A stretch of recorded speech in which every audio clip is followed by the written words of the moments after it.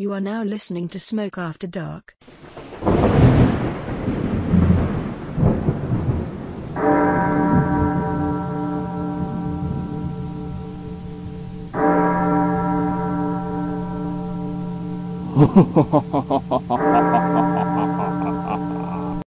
The Mystery of Black Vaughan, Wars of the Roses, and Smoke Dogs, all tonight on Smoke After Dark.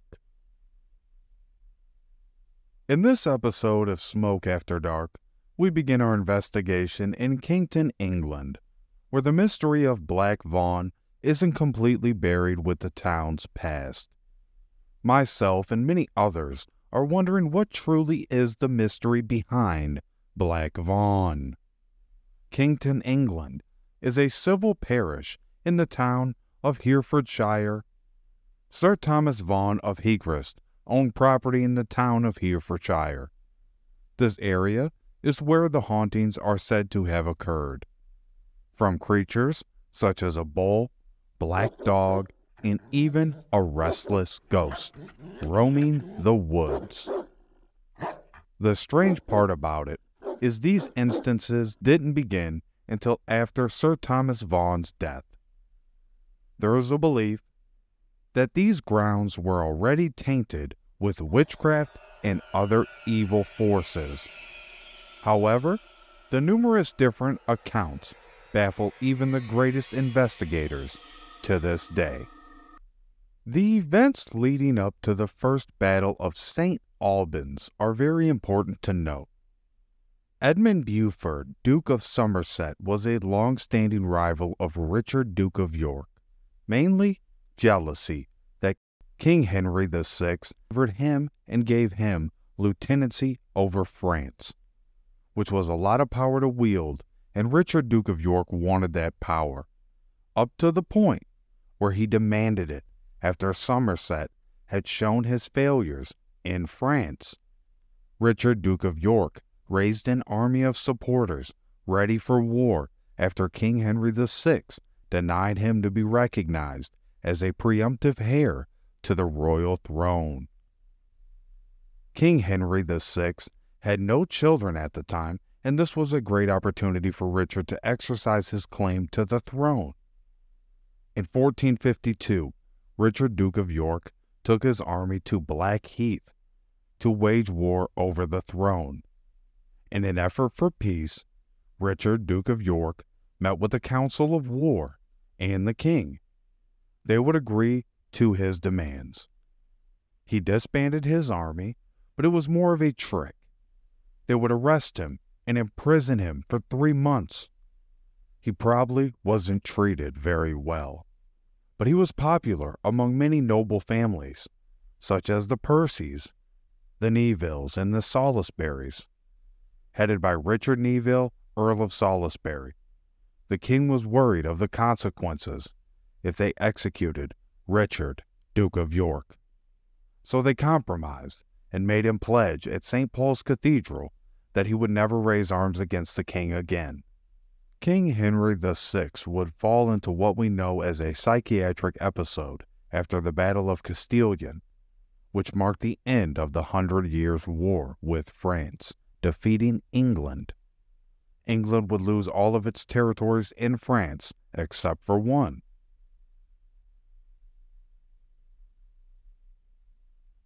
Richard, Duke of York, was given the appointment to govern England as Lord Protector and First Counselor, where he would extract his vengeance and imprison Somerset for 14 months, where the blood began to boil hot on both sides. The Percys would side with Somerset after problems arose with the Neville family, but that left the Salisbury and Warwick families and supporters to side with Richard, Duke of York. After Henry VI recovered from his illness, the power given to Richard, Duke of York, to govern England had been rescinded. Richard, Duke of York, knew that King Henry VI would come after him. King Henry VI would reinstate all of Somerset's power, establish a council of nobles, and reconvened at the Westminster Court in 1455, where they agreed to come after Richard, Duke of York, and his allies. The First Battle of St. Albans was one that is unusual in history. Knowing that King Henry VI would come for Richard, Duke of York's head literally, Richard raised his army and beat King Henry VI to the punch. While King Henry VI's men were in the town of St. Albans relaxing, they were surrounded on all sides. Warwick caught King Henry VI's men off guard with his army, and before they knew it, they were being slaughtered in the streets. Somerset was killed in battle. Lord Clifton of Skipton, an ally of Percy, was hacked up in the street. The Earl of Northumberland was killed before reaching safety. With no choice but to retreat for King Henry VI's men, the battle was over in less than 30 minutes. A decisive victory for the House of York, as King Henry VI was taken as a prisoner of war. The army of the Yorkists was said to have been 3,000 to 7,000 men strong. King Henry VI had an army of 2,000 men at the battle, and after everything was said and done, 100 men were counted as dead for the House of Lancaster side, around 60 dead for the House of Yorkist side. The subsequent battles that followed included the Battle of Northampton on July 10, 1460, which was just 4 years after the Battle of St. Albans. The Yorkists would claim another major victory and recapture King Henry VI as a prisoner of war. Earl of Warwick was able to do this with an army rumored to be 10,000 men in size. This is still being debated by great historians today. They also didn't have an accurate census on how many men of that army died in battle. However, the army of King Henry VI was said to have been 5,000 men strong. There was said to have been 300 men killed in his army. The Earl of Shrewsbury, Lord Egremont, and Lord Beaumont all died attempting to save King Henry VI. It was an archer named Henry Mountfort who captured King Henry VI, sneaking up on his tent and catching him by surprise. Then at the Battle of Wakefield, on December 30th, 1460, the shape of the war began to change. This battle would come to unravel the Yorkist plans down the road. Richard, Duke of York's luck finally ran dry at the Battle of Wakefield, and he was killed. Edmund, the Earl of Rutland, and Richard Neville, the 5th Earl of Salisbury by marriage, would be captured and executed. This was the help of the Kingdom of Scotland. They were said to have been around 18,000 men strong in this battle, where the Yorkists were half the size in numbers for this battle. The Yorkist cause had miscalculated the size of the army they were up against. Richard, Duke of York, also had to call in question many of the men around him, as treachery was afoot. In a sense, he was fighting a battle on both sides and losing. After the battle, the Yorkists were emboldened, and the son of Richard, Duke of York, took his position through an act of accord, which was controversial to many. Edward IV was prepared to continue the claim to the throne of England and keep fighting the war for the Yorkists.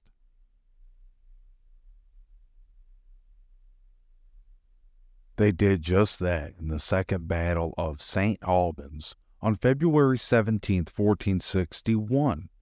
This would be another deciding battle in the Wars of the Roses, a more even battle as far as numbers went. 15,000 men represented the House of Lancaster and fought against 10,000 men from the House of York. The mobility and maneuvering of the House of the Lancaster army was the deciding factor in their victory. Their ability to outflank and reinforce their positions better would cause the House of York to retreat. losing King Henry VI as a prisoner of war in this process. Around 1,916 people were killed. Most of them were Yorkists. This battle also set a new precedent where any high-ranking official who was caught would be executed, as well as their family. As you can see, the times were becoming more vicious. People were becoming harder. The next month, on March 29th of 1461, the Battle of Towton took place. This battle is known as probably the bloodiest and largest battle fought on English soil, a battle that raged non-stop for 10 hours. 50,000 soldiers fought in a snowstorm on Palm Sunday. In North Yorkshire, the Yorkists knew the area substantially better. But if it were not for Lord Falkenberg, this war and the future of England would have looked mighty different. When the battle began, the Yorkists were outnumbered. Edward IV was waiting on reinforcements from the Duke of Norfolk. The reason I say the Yorkists knew the land better was because the Lancastrian forces shot their arrows short of where the Yorkist army was. This was strategic. It forced the Lancastrian army to move forward and abandon their positions.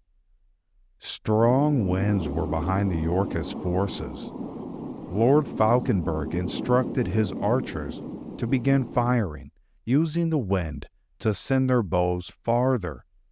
This cut down the Lancastrian forces as they approached. As the hand-to-hand fighting began, reinforcements soon arrived for the Yorkists, and they drove back the Lancastrian army. There is said to have been 9,000 to 12,000 people that died during this 10-hour battle. Absolutely horrifying, and you can tell both sides were fighting with a lot of pride and anger. The rivers were said to have been red with blood for a week after the battle. The House of Lancaster lost upward of 6,000 to 8,500 men. The House of York was said to have lost between 3,000 to 4,000 men.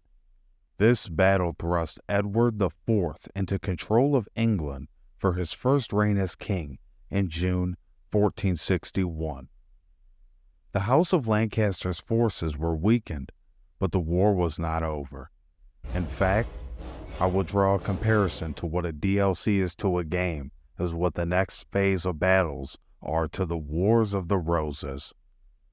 The extra pieces you can't forget if you want to complete the story, and they are to be respected and appreciated for the history they are. But they are important to the story I am telling today, and tying all three, Mystery of Black Vaughan, Wars of the Roses, and Smoke Dogs together.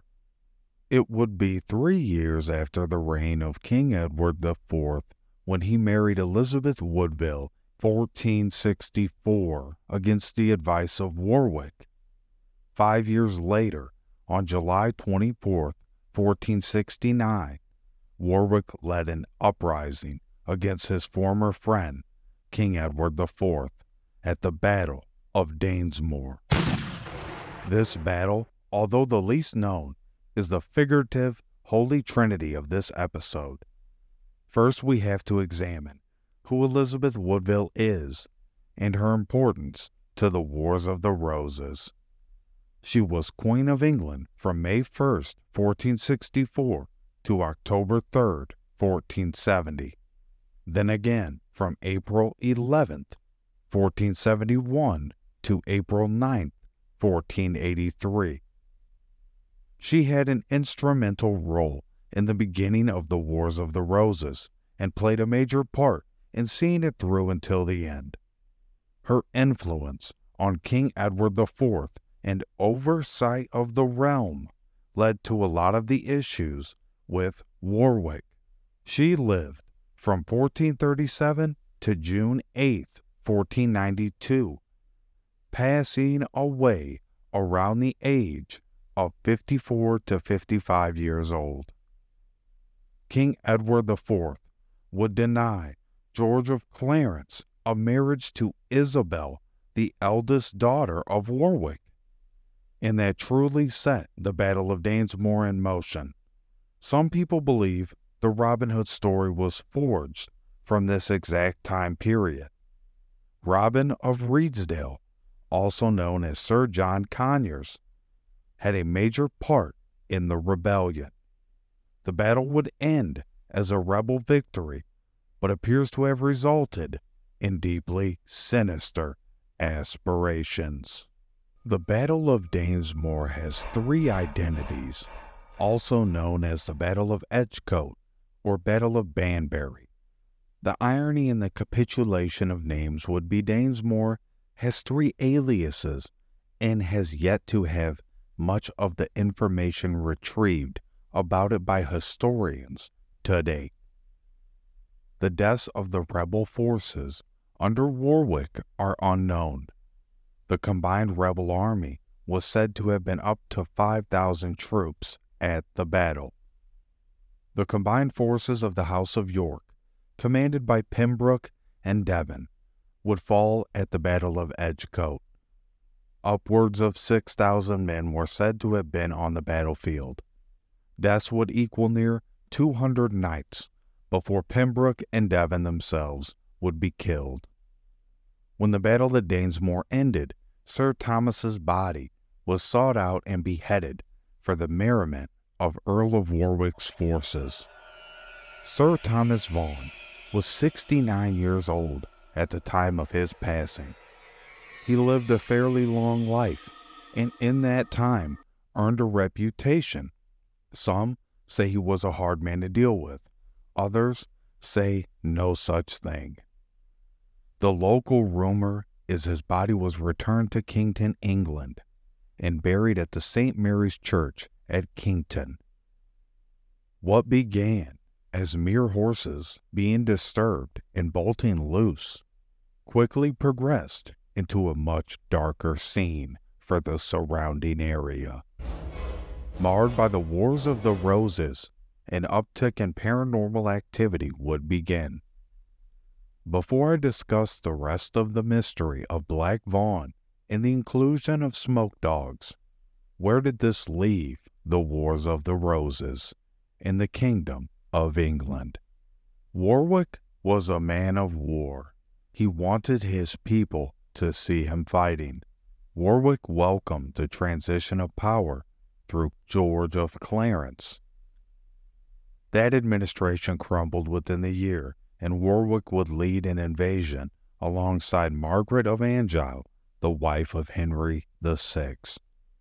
Edward IV would flee to Flanders, which is a northern part of Belgium. Henry VI would be back in power of the realm in 1470, which was big for his supporters at the time. The power struggle was far from over. Edward IV launched a counterattack with the support of a well-trained army from Belgium. This would be known as the Battle of Barnet on April 14, 1471.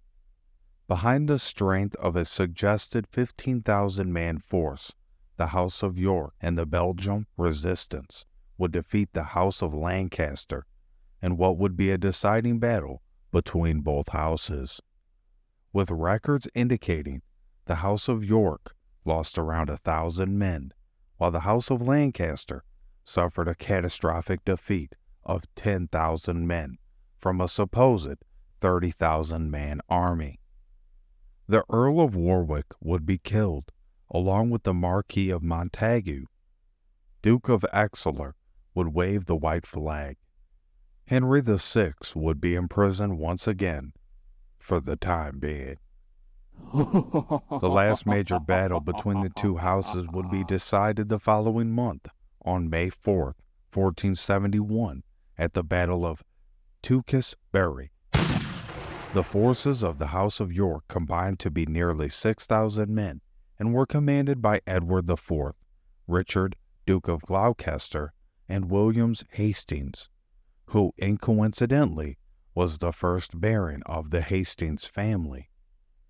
The House of Lancaster would fall, with 2,000 out of their 6,000 men being killed, as well as many notable leaders, such as Prince Edward, Edmund Beaufort, Duke of Somerset, Sir John Courtenay, Earl of Devon, and John Wenlock, the first Baron of Wenlock.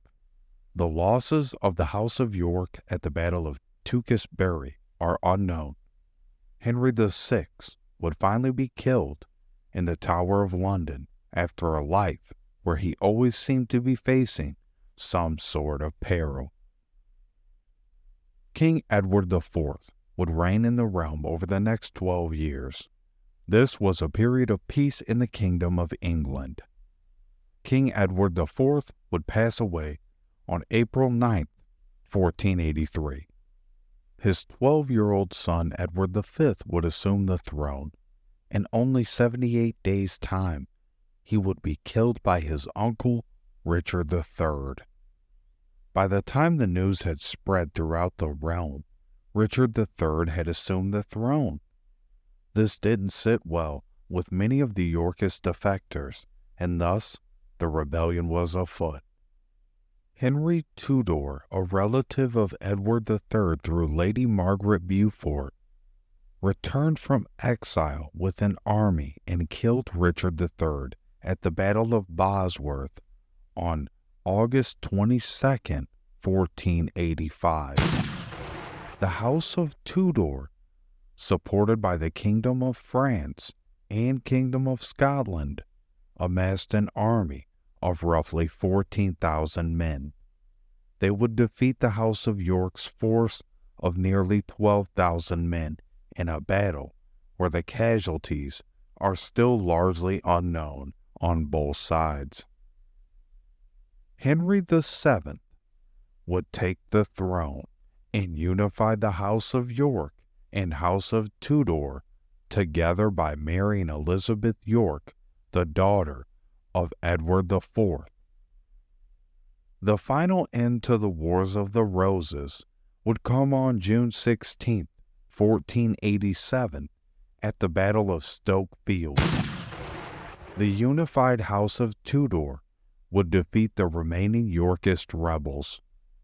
King Henry VII and his army of 12,000 men would put an end to the Yorkist opposition once and for all, defeating 8,000 men as casualties added up to 4,000 on the Yorkist front. The deaths aren't accurately predicted for the House of Tudor's side, but range from 300 to 3,000 dead.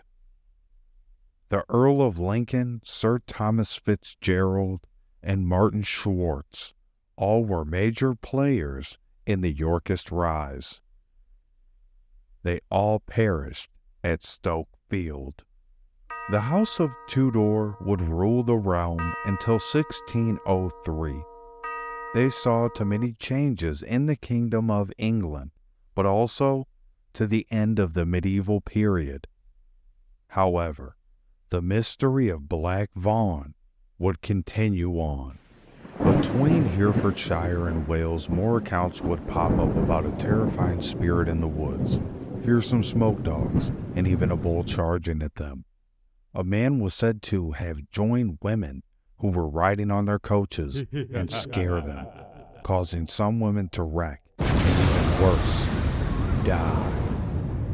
There were said to have been other tracks left from a human during these accounts.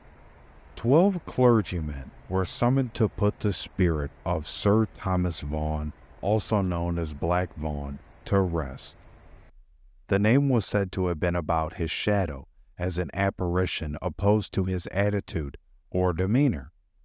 The clergymen stuffed his spirit into a snuff box and buried it beneath a large stone in the Hagrast pool. Sir Thomas Vaughan's wife was a woman that was said to have a marred past. She was accused of dressing up as a man and shooting a fire arrow through the heart of her cousin at a meeting. This was done in revenge for the murder of Ellen's brother. She would then gain the name Ellen the Terrible. These two were a match made in heaven for some. The town of Kington and the surrounding area would surely experience paranormal activity after the deaths of so many men from years past on the battlefield. The way Sir Thomas was executed could surely have made it difficult for his spirit to cross over. There are certainly possibilities to explain the sight of the headless black dogs spotted on the countryside. These smoke dogs, or phantom dogs, are notorious to British folklore. The black dog reported by people passing through the area may have belonged to Sir Thomas and Lady Ellen, or it may be the work of druids. The black bull, or bull in the air sometimes reported, may also be the work of dark magic, even up to the last recent report. Thank you for listening to Smoke After Dark. If you stick around, I have a very interesting reflection for this episode. Thank you for staying after.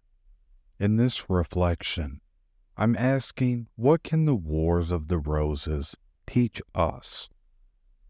The greatest historians of our time disagree over the true cause of the Wars of the Roses. Hopefully, this video I made helps shine a fresh perspective on what took place. It's clear that Richard, Duke of York's claim to the throne was legitimate in their eyes, and in the eyes of a lot of people in the realm. I believe that bothered the House of Lancaster. It certainly bothered Somerset and King Henry VI, as well as it should. This had been a house that had been schemed against and plotted against for a long time. But that was mostly due, in part, to the advisors and their inability to reach King Henry VI. Having a man in your kingdom who is more popular than you will never sit well. It's another reason this war went beyond the time they both died.